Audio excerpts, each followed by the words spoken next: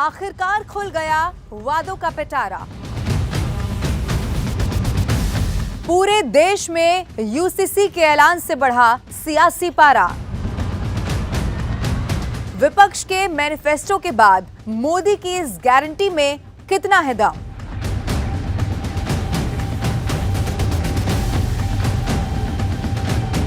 आइए भारतीय जनता पार्टी के इस संकल्प के एक एक पहलू को जानते हैं और शुरू करते हैं बात चुनाव की। ज्ञान। ज्ञान के 4 अक्षरों का मतलब है जी से गरीब, वाई से युवा, ए से अन्नदाता और एन से नारी शक्ति।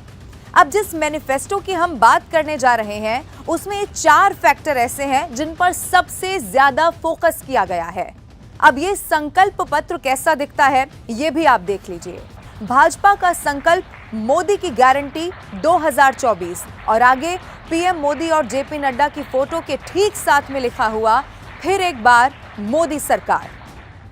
अब अमूमन जैसे हम न्यूज़पेपर की हेडलाइन देखकर इस बात का अंदाजा लगा लेते हैं कि खबर क्या होगी, कैसी होगी, या फिर बुक के कवर से उसकी कहानी क्या होगी उसको लेकर एक धारणा बना लेते हैं। ठीक वैसा ही आज इस फ्रंट पेज को देखकर आप अंदाजा लगा लीजिए, क्योंकि ये विजन मोदी की गारंटी का है जिसे अब विस्तार से एक एक पॉइंट के जरिए मैं आपको बताने वाली हूं। अब इस मैनिफेस्टो के इस ड्राफ्ट में सबसे पहले 10 साल के वो काम जो डेडिकेटेड जनता के लिए कैसे रहे हैं उसे बताया गया है, लोगों के सामने रखा गया है। अब हर एक बिंदु के आगे अगर कुछ कॉमन दिखाई दिया तो वो लिखा था मोदी की गारंटी।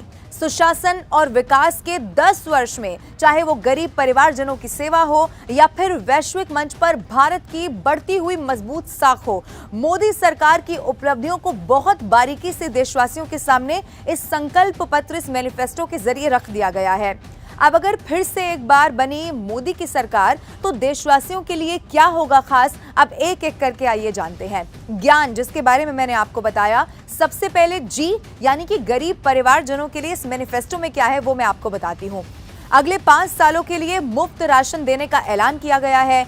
2020 से पीएम गरीब कल्याण योजना चलाई जा रही है, मैं आपको बता दूं, और 5 साल और ये राशन मिलेगा अगर एक बार फिर से मोदी की सरकार बन गई। अब गरीबों की थाली को सुरक्षित रखने का भी एक बड़ा वादा लोगों से किया गया है।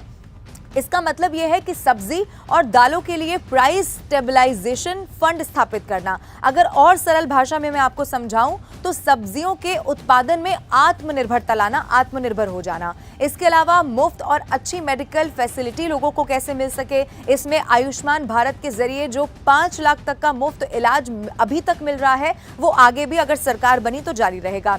अब पीएम आवास योजना का विस्तार कैसे किया जाएगा, आपको याद होगा इसका जिक्र खुद प्रधानमंत्री नरेंद्र मोदी सैकड़ों बार अलग अलग मंचों से कर चुके हैं। हर गरीब का जो अपने घर का सपना है वो पूरा करने का संकल्प एक बार फिर से लिया गया है, और खास तौर पर हर घर तक पानी पहुंचाने के लिए बेहतर तकनीक का कैसे इस्तेमाल आने वाले समय में किया जाएगा, इसका भी एक बड़ा वादा है। जीरो बिजली का बिल, और ये एक बड़ा वादा है, आप एक बार फिर से सुन लीजिए, जो पीएम सूर्य घर मुफ्त बिजली योजना के तहत इसमें किया गया है। अब ये वो तमाम वादे जो ज्ञान GYAN जो मैंने आपको बताया उसके पहले लेटर जो जी से गरीब जिसका मतलब है उसके परिवारजनों को ध्यान में रखकर किया गया है। अब दूसरा लेटर वाई यानी कि युवाओं के लिए बहुत सारे ऐसे वादे हैं जो किए गए हैं, मैं आपको बताती हूँ। अब इसे नाम दिया गया है युवाओं का अवसर, मोदी की गारंटी।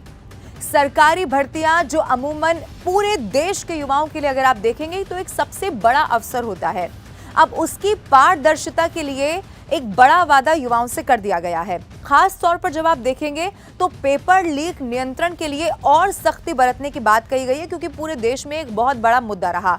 अब वाइब्रेंट स्टार्टअप इकोसिस्टम जिसमें राष्ट्र निर्माण में युवाओं की भागीदारी जो है उसे सुनिश्चित कैसे किया जाए, इसी को लेकर बहुत सारी ऐसी योजनाएं हैं जो लाई जाएंगी अगर फिर एक बार बन गई मोदी की सरकार।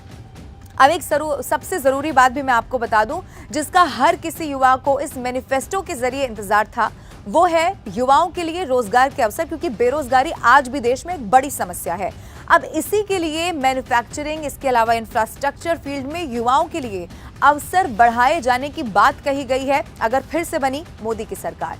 तो पीएम मोदी कई मर्तबा आपको याद होगा अलग अलग मंच से हिंदुस्तान की सांस्कृतिक विरासत को बढ़ावा कैसे दिया जाना है इसकी बात करते रहे हैं और इसकी एक झलक इस मैनिफेस्टो में भी दिख गई है। पर्यटन में युवाओं को रोजगार देने के लिए कैसे नए अवसर बनाए जाएं, इस संकल्प को भी इस संकल्प पत्र में शामिल कर लिया गया है। अब युवा शक्ति हिंदुस्तान का भविष्य है। इसी विजन के साथ कई सारे ये वादे जो मैंने आपको बताए जो इस संकल्प पत्र के जरिए हिंदुस्तान के युवाओं से कर दिए गए हैं। अब देखिए दूसरी तरफ ये ऐसे वक्त में आया है मैनिफेस्टो जब किसानों के मुद्दे पर भी आपने देखा घमासान छिड़ा हुआ है।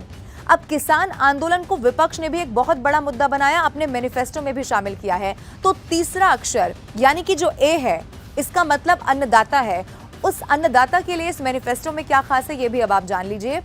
उसमें सबसे पहले लिखा गया है किसानों का सम्मान, मोदी की गारंटी।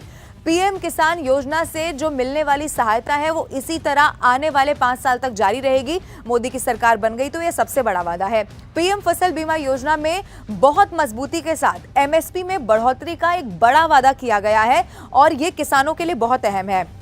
इसके अलावा दाल और खाद्य तेल में किसानों को आत्मनिर्भर कैसे बनाया जाए इस डायरेक्शन में काम किया जाएगा, ये भी वादा किसानों से अन्नदाताओं से किया गया है। इसके अलावा मैं आपको ये भी बता दूं अब चूंकि वक्त बदल रहा है तो अब कैसे इंफ्रास्ट्रक्चर को भी मजबूत किया जाए उस पर काम होगा और इसमें कृषि सैटेलाइट से लेकर डिजिटल पब्लिक इंफ्रास्ट्रक्चर को शामिल करने की बात कही गई है, यानी कि किसान अपना काम भी कर पाए और आधुनिकता से भी जुड़ पाए। अब आपको ये भी जान लेना बहुत जरूरी है कि बीज, खाद्य और उपकरणों की कोई कमी ना होने पाए अन्नदाता को। इसके लिए पुख्ता बंदोबस्त आने वाले समय में किए जाएंगे। ये बड़ा वादा इस मैनिफेस्टो में कर दिया गया है। अब इसके अलावा भी अगर आप देखेंगे तो देश की सुरक्षा से लेकर विश्व स्तर पर भारत की प्रगति के कई सारे वादे देश की जनता से कर दिए गए हैं। अब चौथे लेटर की बात कर लेते हैं जो कि एन है। इसका मतलब है नारी शक्ति। अब नारी शक्ति के लिए कौन से वादे किए गए हैं वो भी मैं आपको बता देती हूँ। सबसे पहले लिखा है नारी शक्ति का सशक्तिकरण, मोदी की गारंटी।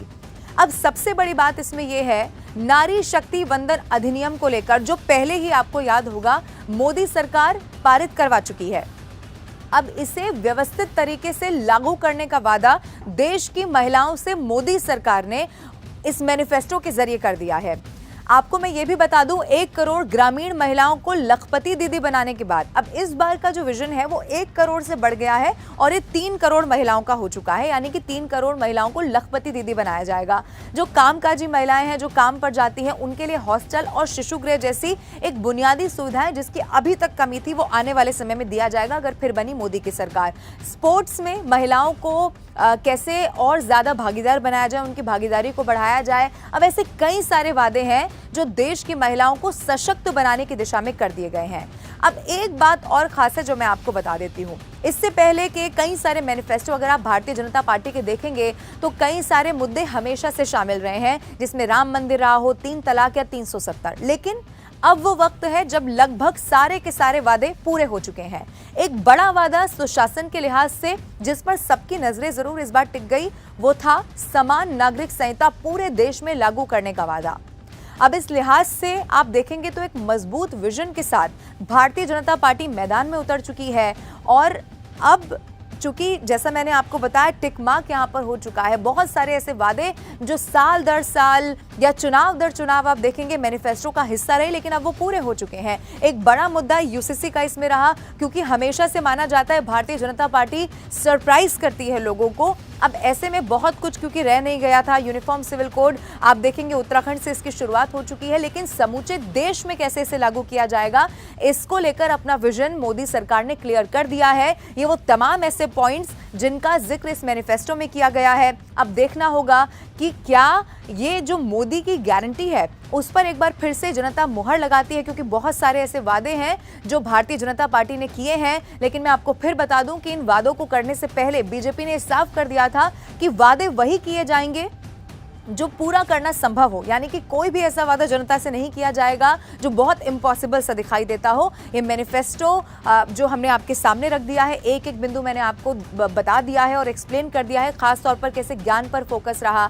आप इस भारतीय जनता पार्टी के मैनिफेस्टो के बारे में क्या सोचते हैं, आप कमेंट करके जरूर बताइए। और अभी तक भी अगर आपने न्यूज़ 18 इंडिया का यूट्यूब चैनल सब्सक्राइब नहीं किया है तो अभी जाएं और अभी कर लें। और ये वीडियो आपको कैसा लगा कमेंट करके जरूर बताएं।